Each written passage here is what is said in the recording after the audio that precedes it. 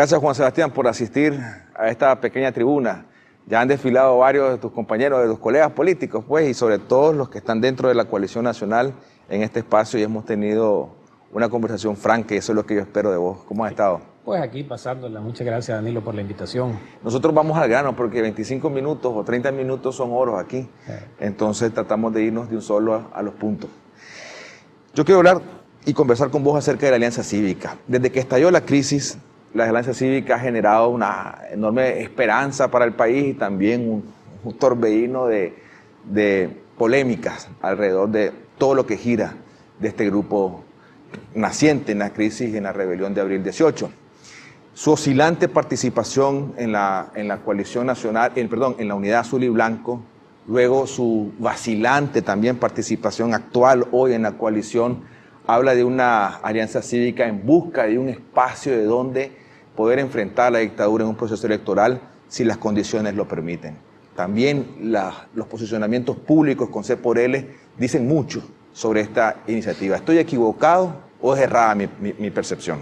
Mira, la Alianza Cívica es una organización sumamente plural que le ha tocado estar en la toma de decisiones bien complejas. El mismo hecho de participar en 2 mesas de negociación supone pues que todos los ojos estén encima y que cualquier decisión que tomes en esa mesa de la negociación, por ejemplo, va a ser criticada o elogiada por otros, ¿verdad? Entonces, estar en el centro de este torbellino político los últimos 2 años y medio, pues obviamente te expone, ¿no?, a que el escrutinio, como debe de ser, se dé todo tipo de observaciones, preguntas, etcétera. Con relación a la unidad nacional, nosotros trabajamos activamente y algo de lo cual nos sentimos orgullosos de haber contribuido a la formación de la unidad nacional. No estoy diciendo que por nosotros se creó, yo creo que ese era un evento que iba a ocurrir y la Alianza Cívica jugó un papel muy importante en la formación de la unidad nacional.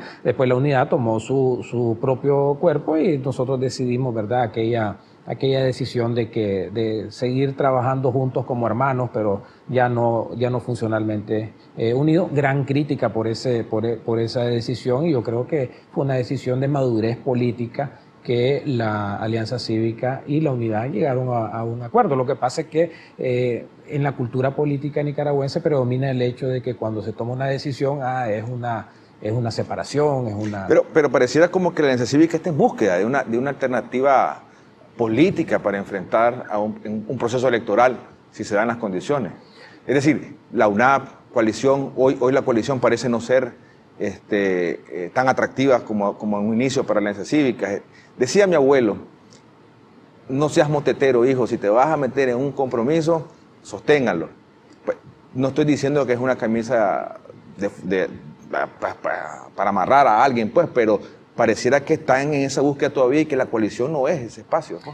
Mira, nosotros siempre valoramos la importancia de tomar decisiones en base a principios, ¿verdad? Y si esos principios democráticos, por ejemplo, incomodan a algunos, pues lo sentimos mucho, pero los vamos a tomar.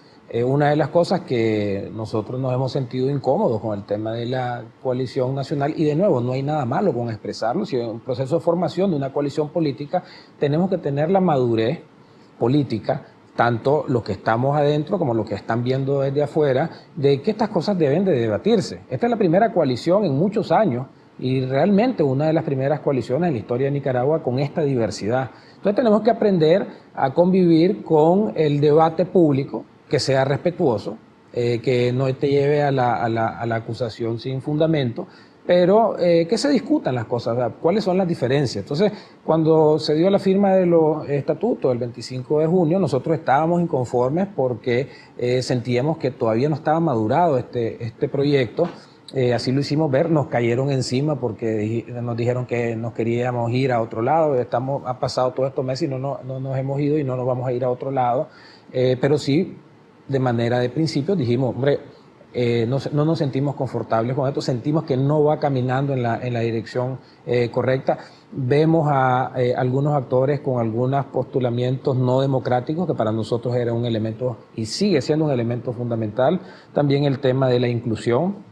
tener las puertas abiertas a todas las organizaciones. Lamentablemente no se le permitió la entrada a los chavalos. Eso violaba o viola el postulado de la proclama del 25 de febrero, que decía que teníamos que tener una coalición incluyente y balanceada. Y en este momento pues sentimos que los balances y no es por estar mandando ni por tener el control de la coalición, porque si ese hubiera sido el objetivo no hubiéramos quedado solos.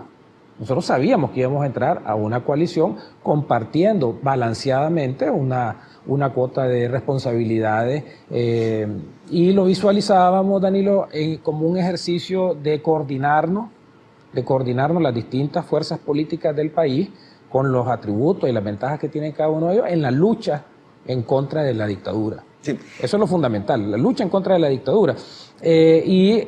Todo lo que ha ocurrido realmente ha sido una discusión bastante estéril, que hemos caído todos en una discusión muy estéril sobre comisiones, sobre asientos, sobre votos, cuando en realidad lo que tenemos que hacer es eso que te decía originalmente, que teníamos en mente, coordinar acciones para derrocar a la dictadura por la vía cívica y pacífica y democrática a través de las elecciones. Precisamente es lo que demanda la población. La mayoría de las entrevistas que hago, las recojo, las inquietudes en las redes sociales de generadores de opiniones y de la población en general. Y la gente está pidiendo definiciones. Porque dice, vaya, aquí llevamos 2 años ya con esta dictadura, hay muertos de por medio, hay una crisis económica profunda, hay una pandemia que está azotando al país por completo y no vemos un cuerpo político definido.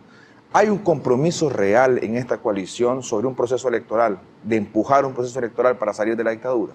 Solo si hay condiciones. Y las condiciones para las elecciones tienen que pasar por la liberación de los presos políticos, la restitución de las libertades públicas y la aprobación por el método de un consenso nacional de reformas electorales, que en este momento la dictadura no está mostrando ningún tipo de voluntad política, como tampoco lo está haciendo. Pero sí es un compromiso político de la coalición. Esa es la salida que creemos o creen que debería darse. Elecciones con condiciones, así es. Pero no elecciones a toda costa. Tienen que haber las condiciones y por eso estamos haciendo las presiones nacionales e internacionales para que si estas condiciones no se den, pues que no se reconozca a esta dictadura, que no debería ser reconocida ya en este momento. Pero lo que estamos tratando es provocar posicionamientos internacionales que nieguen la aceptación de un régimen que salga de un proceso electoral fraudulento. Una gran interrogante ciudadana se le dice a Félix también, y ahora vos, que pertenecen a 2 agrupaciones emergentes. ¿Hubo temor? ¿Miraron que no era posible? ¿O no estaban en los planes de las altas dirigencias de estos espacios convertirse en una expresión independiente política partidaria? Es decir, no necesitar de los partidos y demandar lo que realmente queremos como una reforma, pero encabezar esta alternativa electoral de cara a las elecciones del 21. Cuando hicimos la convocatoria de la Coalición Nacional y empezamos a pensar en la Coalición Nacional el año pasado, encontrábamos 2 líneas de trabajo. Una, pensar en una autonomía con personería jurídica como agrupación política, producto obviamente de una reforma del sistema político, del Consejo Supremo Electoral, etcétera, y que permitiera que las organizaciones políticas tengan personería jurídica con un Consejo Supremo Electoral reformado. Eso es lo ideal. Lo peor sería tener representación jurídica con este Consejo Supremo Electoral corrupto. Eso no lo aceptaría la Alianza Cívica. Pero pensando en la otra alternativa que no se diera en las reformas en su momento, como efectivamente no se han dado hasta el día de hoy, fue que nosotros vimos la necesidad de efectivamente acercarnos a partidos políticos que tuvieran personería jurídica, porque iban a ser evidentemente un vehículo necesario, ¿verdad? No suficiente, pero necesario para poder entrar a la contienda electoral. Y es así como comienza esta conversación con todos los partidos políticos, incluyendo partidos políticos que no están actualmente en la coalición como Ciudadanos. Entonces, ahí, ¿qué fue lo que pasó? De que efectivamente la dictadura no mostró ningún tipo de voluntad política. Evidentemente ellos quieren forzarnos, ¿no?, a las casillas existentes y nosotros hicimos este acercamiento con los partidos porque tiene una importancia, no hay que negarlo, la importancia de la personería. Fue una elección decidir, bueno, no podemos solos, tenemos que buscar los partidos. ¿Lo vieron como más importante o más estratégico? Fue una decisión pragmática, pero en términos de las reformas electorales, nosotros no hemos renunciado. De hecho, en el posicionamiento público que se está haciendo muy próximamente como oposición consensuada, tiene que ir el tema de la flexibilización de la inscripción de nuevas agrupaciones políticas, que se ha interpretado como que si nosotros queremos la personería jurídica. No, lo que nosotros estamos diciendo es de que como en muchas partes o la mayoría de las partes del mundo deben de existir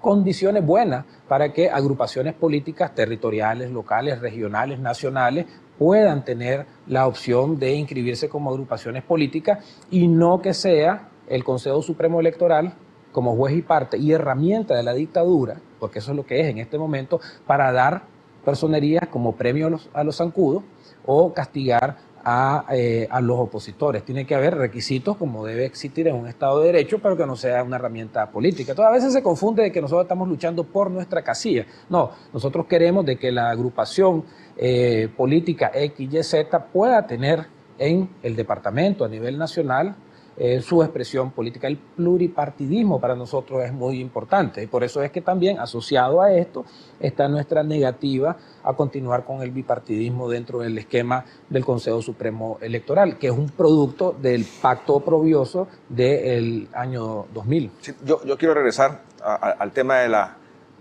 Alianza Cívica. Se le da un seguimiento, y yo le he dado un seguimiento bastante agudo a cómo se han venido comportando. Y aquí hay una pregunta que te la quiero hacer y espero la franqueza total de tu parte.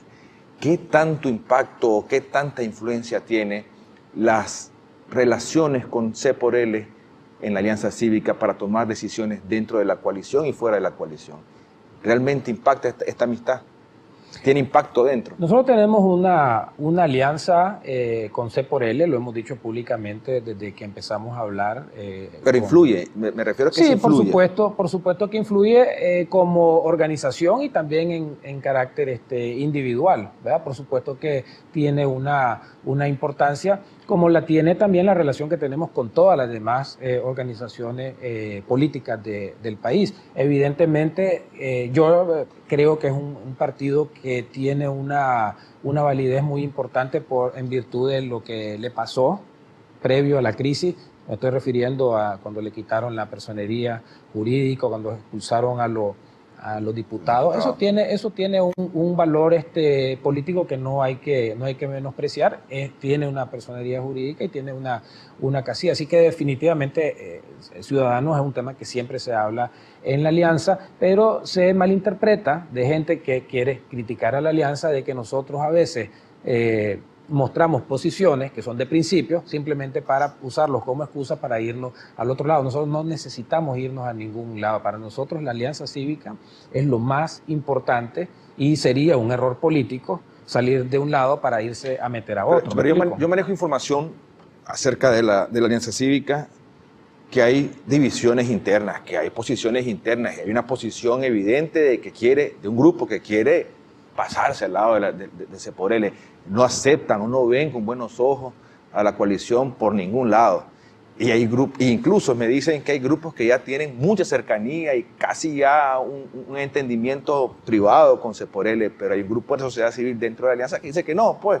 Y puedo decir nombres porque no es secreto, pues el doctor Tunerman, doña Salia Solís, el doctor Medina, no están de acuerdo con esa posición. Entonces, ¿hacia dónde va a ir finalmente esta alianza cívica? Tienen una particularidad ustedes, se han movido en bloques en todos los espacios a lo largo de este tiempo, estos 2 años, pero pareciera que ahora sí puede ser que se partan y cojan rumbos distintos. Este tema de que nos dividimos y nos partimos, lo hemos venido oyendo desde mayo del Pero los tiempos son distintos. Desde mayo del 2018. La Alianza ha sido una organización que por sobre todas las cosas, sus miembros la defienden a capa y espada cuando ésta es atacada. Pero están divididos ahorita con estas posiciones. Es que no es división, somos una organización democrática con distintos tipos de posicionamiento. Yo creo que el que debe prevalecer es el de la unidad de la mayor parte de la oposición nicaragüense. Para mí eso es lo que debe de prevalecer, y no solamente en la Alianza Cívica, sino en todas las organizaciones opositoras de Nicaragua. Ortega nos debe estar viendo en palco a veces con estas expresiones, y eso creo yo que es importante hacer un acto de madurez política y decir, juntémonos más, cohesionémonos más para tener un frente común en contra de esta dictadura, porque ese es el verdadero mal mayor. Pero es normal, a veces se nos olvida, como hemos vivido bajo una dictadura tanto tiempo y la democracia maduró hasta cierto nivel, porque no maduró lo suficiente en Nicaragua, a veces tenemos posiciones que satanizan el debate que debe de haber entre grupos políticos opositores. Yo creo que debería haber todo ese diálogo sobre posicionamiento, y nosotros, ¿por qué nos hemos mantenido unidos como Alianza Cívica? Porque hablamos de estas cosas de manera bien franca y tenemos las diferencias, no lo llamo divisiones. En la mesa de la negociación en el 2019, por ejemplo, la Alianza Cívica estuvo con un enorme estrés interno cuando estaba el tema de la participación de la conferencia episcopal. ¿Te acordás que al final los obispos decidieron, creo yo muy sabiamente, mantenerse como pastores del pueblo? Pero eso fue una decisión muy difícil para nosotros continuar en eso. Te lo menciono como ejemplo, Danilo, porque es importante resaltar este tipo de dinámicas que han ocurrido en la Alianza Cívica, y que más bien cuando hay ataques y insinuaciones de que ya nos vamos a partir, que este se fue, que el otro se queda, nos hace más fuertes. Pues, y eso es, creo que con eso podríamos ejemplificar la Nicaragua que queremos a futuro. Una Nicaragua democrática donde se hablen las cosas y no tengamos que pelear. Voy a bajar los decibeles de la pregunta anterior. Pues, hablar de fracturas, pues no. Pues. Pero sí, a la gente le interesa saber lo que pasa a lo interno de la Alianza Cívica. Hay facciones distintas, aunque es una unidad, pero tienen diversidad para ver las cosas. ¿Hay un grupo real dentro de la Alianza Cívica que contempla C por L como una opción y no la coalición? Sí, por supuesto, hay personas que ven por las razones que te he expuesto, de que tenemos una alianza, de que Ciudadanos tiene unos atributos que no lo tienen otros partidos, de que ellos han expresado sus preferencias. Hay otros que ven la necesidad de un espacio integrador y sobre todo inclusivo, ¿verdad? Y ese es parte del debate que debe haber. Por eso es que yo lo que visualizo acá es que este problema se va a resolver, estoy hablando de la unificación de la oposición nicaragüense, en la conformación de una verdadera coalición en la que la participación sea bien balanceada y bien inclusiva, y las condiciones electorales. Pues entonces es normal de que existan preferencias personales de algunos miembros hacia Ciudadanos, como pueden haber también preferencias personales de otros miembros de la alianza hacia un partido de izquierda también, como el MRS. Pues, o sea, esa es la ventaja de la Alianza Cívica, esa pluralidad, y no por pensar a favor del MRS van a ser expulsados o van a ser expulsados por tener preferencias con C por L. Esa es parte de la riqueza y de la nueva forma de hacer política que nosotros estamos tratando de imprimir con este ejemplo institucional de que las diferencias y las preferencias sean expresadas de manera madura. Y una cosa muy importante, y es renunciar a posicionamientos sectoriales. A veces no se nota que la Alianza Cívica tiene desde el sector privado hasta organizaciones sindicales, que en otro contexto, en otra mesa, tendrían posiciones completamente divergentes. Pero dentro del contexto de la Alianza Cívica, esas diferencias, que no son divisiones, esas diferencias sectoriales se dejan a un lado en virtud de la obligatoriedad de luchar por la democracia. Otra pregunta de cajón para la Alianza Cívica, pues, y ya que te tengo acá. ¿Qué tanta influencia tiene el capital nacional, el gran capital nacional, en las decisiones de la Alianza Cívica? ¿Qué tanta fuerza tienen a lo interno? El capital o el sector privado, ¿verdad? Porque son dos cosas completamente diferentes. El sector privado, para comenzar, tiene una diversidad en sí misma. Por ejemplo, yo estuve por años director ejecutivo de FUNIDE, que no es una cámara, no está adscrita a COSEP. Están 3 representantes de cámaras de COSEP y está el presidente de AmCham. Entonces, para comenzar ahí hay variedad de posicionamientos, de puntos de vista. Obviamente somos 5 sillas dentro del Pleno, ¿verdad? De más de 30, no es mayoría, por lo tanto no es que la Alianza Cívica sea un instrumento del sector privado. Pero tiene peso. Tiene peso, efectivamente, y está, creo yo que es muy positivo que lo tenga, porque para acá en esta lucha política que debe de haber, el sector privado juega y jugará un papel muy importante en el destino nacional, porque lo ha hecho en el pasado. Tenemos, por ejemplo, figuras como don Enrique Bolaños, que viene del sector privado, que jugó un papel muy importante en la historia nacional. ¿Este sector privado le teme a la coalición? Yo creo que el sector privado quiere de alguna manera tener un posicionamiento que sea de acuerdo con la visión de una oposición balanceada.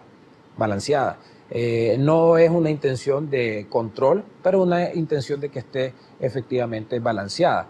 Y balance significa de que las organizaciones azul y blanco tengan algo que decir en iguales condiciones que los partidos políticos, cosa que en este momento no se da. Pero el mismo hecho de que el sector privado efectivamente tenga presencia en todos estos 2 años y medio, te dice pues de que es un sector privado que está comprometido con la lucha contra la dictadura. Yo veo a veces un poco malintencionada algunos comentarios de que aquí hay un arreglo sobre la mesa. En lo particular, creo yo de que eso no está fundamentado en nada, de ninguna evidencia, y más bien creo yo que son intereses de tratar de dejar mal a liderazgos del sector. No hay temor entonces para la coalición, simplemente son luchas internas de posiciones políticas. Mira, yo me quiero regresar ahora un poco a la coalición. Es una coalición que desde que nació ha venido en constantes remolinos y conflictos y crisis, porque son reales. Actualmente atravesamos quizás las más difíciles. Se habla incluso de una posible ruptura de esta coalición. Si esto se supera o se mantiene en esto, se vienen nuevos elementos y nuevos tópicos dentro de esta coalición que van a generar, y me quiero adelantar incluso a una nueva crisis. La reunión con el funcionario del Departamento de Estado, Michael Kosak, traía consigo una agenda, y entre esa agenda hablaba de hora de empezar a tener definiciones sobre el tema de cómo elegimos a los liderazgos nacionales, si existen las condiciones para un proceso electoral. La sociedad civil representada dentro de la Unidad Azul y Blanco, en la coalición y en otros sectores, hablan de buscar, y te he escuchado a vos incluso decir, buscar mecanismos realmente transparentes para elegir a estos liderazgos. Yo visualizo desde el horizonte a los partidos políticos en una negativa completa sobre este tema. Tienen un mecanismo totalmente distinto. Y hasta me atrevería a decir, bueno, pues si la sociedad civil se quiere organizar y dar ese ejemplo, pues que lo hagan, y que lo hagan desde su espacio, y nosotros como partidos tendremos nuestros mecanismos que van a hacer en medio de sus asambleas y sus cosas, y van a decir, bueno, estos son los candidatos. Y vamos a tener 2 candidatos, 2 liderazgos distintos, unos emergentes de unas posibles primarias e encuestas y otros impuestos al dedazo, como suelen ser los partidos políticos. Entonces yo veo en el horizonte una crisis mayor todavía a la que tenemos hoy dentro de esta coalición. ¿Ustedes la están visualizando como Alianza Cívica desde ya? La selección de liderazgo como Alianza Cívica, nosotros creemos que debe ser producto de un proceso lo más democrático posible y lo más participativo posible, porque esa es precisamente la esencia de la democracia. Sí debo decir de que es problemático por la cultura política de partidos que han trabajado a manera del dedazo, que ahí puede haber una cierta discrepancia, pero va a ser bien difícil que un liderazgo impuesto a dedo pueda tener la legitimidad frente a un potencial electorado en caso de haber elecciones. Entonces, para nosotros es una cuestión no solamente de principio democrático, sino de pragmatismo. Si vos haces un proceso democrático y se selecciona los liderazgos, porque en estas elecciones son un montón de cargos públicos, estas personas van a tener mucho más chance de imponerse en el voto popular que uno por el dedazo. Entonces, eso es la combinación de las dos cosas. Como organización azul y blanco, pragmatismo para tener los mejores liderazgos, fogueados y que sean parte de un proceso democrático interno, y también el tema de principios y valores democráticos, la nueva forma de hacer política, como la decimos, acabar con el caudillismo, acabar con el dedazo. Y también creo yo de que esto tiene que ser colegiado, porque no se va a valer de que el que termine segundo, tercero, cuarto, vaya, como ocurre muchas veces, a decir, no, yo no acepto este proceso y me voy a hacer campaña aparte. Tiene que trabajar con, y debe haber un compromiso previo, que los que quedan, que son liderazgos reconocidos, también van a ayudar a todo este proceso integrador. Un proceso que sea exógeno, así, a la brava, yo creo que la gente no te lo va a aceptar, Daniel. Yo te lo entiendo y hasta coincido con vos. Lo que yo no visualizo es que se someta a un proceso como este personajes como Marta McCoy, como la esposa del doctor Alemán, la hija del doctor Alemán, que incluso sigue trabajando en el Estado, en la Contraloría General de la República, sometida a estos liderazgos emergentes de jóvenes, incluso en los otros espacios de la sociedad civil que también apuestan por cargos públicos. Pero es que no van a tener otra opción, pues, es decir, o competís o no competís. Esto lleva un conflicto, sí.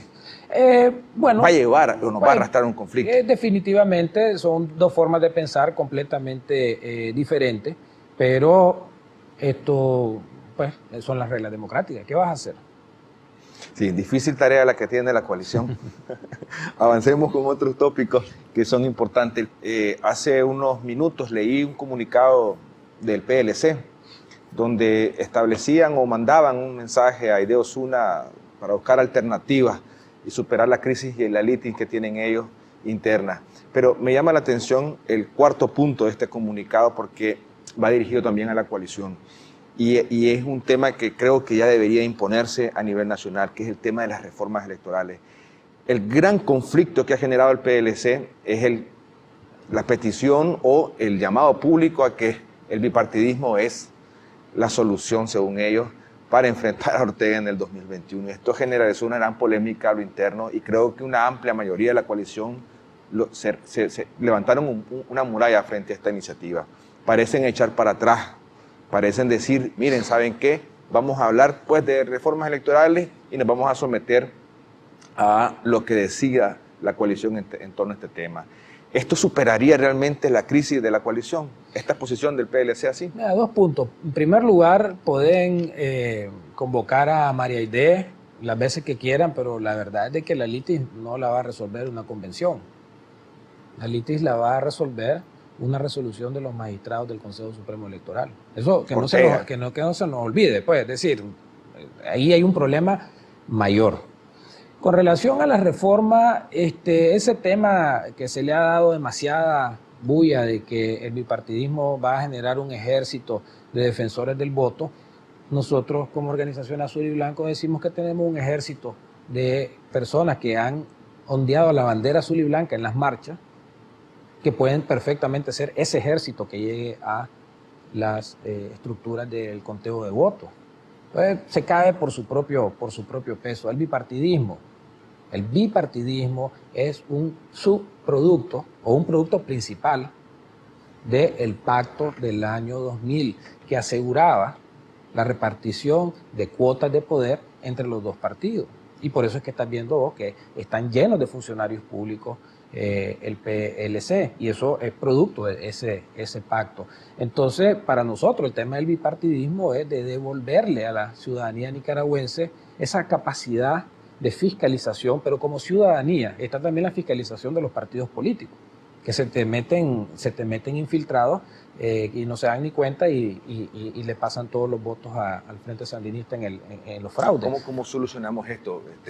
Porque ellos están tratando de decirte, bueno, pues vamos a echar un paso atrás, pues platiquemos de reforma. Exactamente. Entonces, que como oposición, todas las organizaciones firmemos un compromiso público ante el pueblo de Nicaragua, ante la comunidad internacional, que abandonamos el sistema de bipartidismo en el conteo de los votos. La Alianza Cívica lo ha propuesto y precisamente el Partido Liberal lo ratificó, no dentro, y esto fue algo que hay que denunciar, no fue algo que lo ratificó en el seno de la coalición nacional, sino que se lo fue a decir a Luis Almagro en la OEA.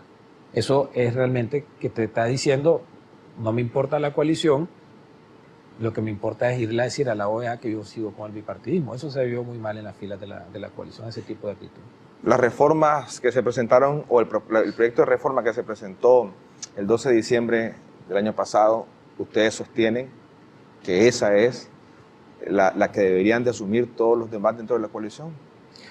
Absolutamente, absolutamente. Además del bipartidismo está el tema de la flexibilización en las alianzas electorales, que también es un tema que ha generado algo de controversia, pero te agradezco la pregunta porque esto te indica o nos ayuda a contarle a los que nos están viendo que esto tiene consenso desde el 12 de diciembre del año pasado. Prácticamente la postura sigue siendo muy parecida, y cuando digo muy parecida es que ha sido enriquecida, porque a partir de ese postulamiento, es decir, recordás que han habido 6 comunicados donde incluso han firmado juntos el PLC, Ciudadanos, Alianza Cívica, Unidad Nacional, PRD, el Grupo Promotor de Reformas Electorales, y ahí hay un bagaje bastante amplio de consenso sobre las reformas electorales. Mucho lo que se ha avanzado en ese consenso, pues, que tiene que ver con la transmisión de datos en tiempo real, depuración del padrón electoral, observación irrestricta nacional e internacional, el tema de la fiscalización que mencionaba, está el tema de la no reelección, que obviamente es un asunto ya no de reformas electorales, sino de reformas constitucionales, y una serie de elementos de modernización del sistema de transmisión de datos que te permita contar los votos el mismo día de las elecciones y no pasar 10 años esperando qué pasó con ese 8% que nunca se contó. Yo voy a tratar de, en las próximas semanas, de crear un debate con las 3 fuerzas fundadoras de la coalición, hablar a fondo sobre estas reformas, porque hay algunas cosas que históricamente y por la historia de Ortega sí va a ceder y otras en las que no, y nos encantaría, a mi audiencia, pues sobre todo, tener a las 3 organizaciones acá tratando de decir, bueno, hasta aquí llegamos, este es nuestro límite de aceptación a unas reformas, pero va a ser más adelante. Yo cierro con una pregunta que es la que todo mundo se espera, Juan Sebastián. ¿Te sentís, querés ser o ves vos a tu persona como un candidato presidencial en una eventual coalición ya más sólida, más coherente? Falta mucha caña que moler, Danilo. Creo yo de que estamos hablando de la posibilidad de elecciones con condiciones. Yo creo que si uno va a estar en una posición de político, obviamente tiene que rifarse a las responsabilidades que se demanden, sean estas cuales sean. ¿No te atemoriza enfrentarte a la dictadura en un proceso electoral, vos como el líder de una oposición? Es que si hubiera tenido duda ya me hubiera retirado. Yo voy a ser un opositor hasta que se acabe esta dictadura criminal, porque eso es lo que es, y voy a poder estar satisfecho hasta que vea un proceso electoral, un proceso democrático, que se traduzca en procesos electorales como en todas partes del mundo y que exista libre competencia de todas las tendencias políticas. Ese día yo me voy a sentir satisfecho del trabajo realizado. Esto implica mucho sacrificio, mucha amenaza, mucho asedio. No es cierto de que solamente a unos tocan y a otros no tocan. Uno no tampoco anda expresando en qué te andan molestando ni nada, porque tampoco se trata de eso. Aquí hay que asumir responsabilidades con valentía, asumir posiciones con firmeza, denunciar esa violación fregada de todos los días de gente que está siendo asediada en las calles. Vemos a esta señora que vendía banderas. Esa señora no está protegida. De alguna manera, los liderazgos más visibles gozamos de la protección que te da la posibilidad de hacer este tipo de denuncia, pero mi compromiso es firme en luchar para que se establezca la democracia. Y yo creo que una de las cosas que yo creo personalmente y de mi vida es que yo debía haber participado en política antes, como una inmensa cantidad de nicaragüenses que solo veían este tema de la política como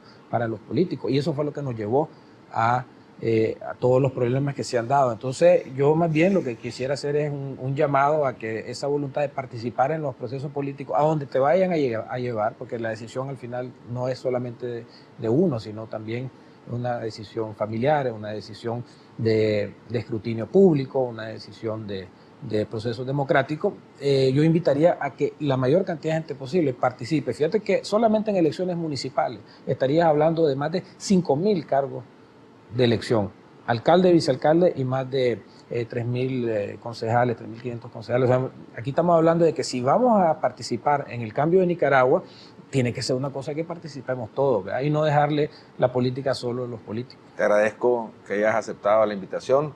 Espero que sigas visitándonos de vez en cuando. Con mucho gusto, Danilo, y te felicito por este espacio. Me permite hablar en este ambiente más relajado que te da, digamos, el formato de tu programa, la franqueza de poder hablar a fondo de este tipo de temas y concentrarse en lo fundamental y no estar necesariamente en el día a día con expresiones. Yo creo de que lo importante acá es madurar políticamente como oposición y tener este tipo de intercambios que al final del día enriquecen a la población, enriquecen al posicionamiento político de la oposición también. Te agradezco.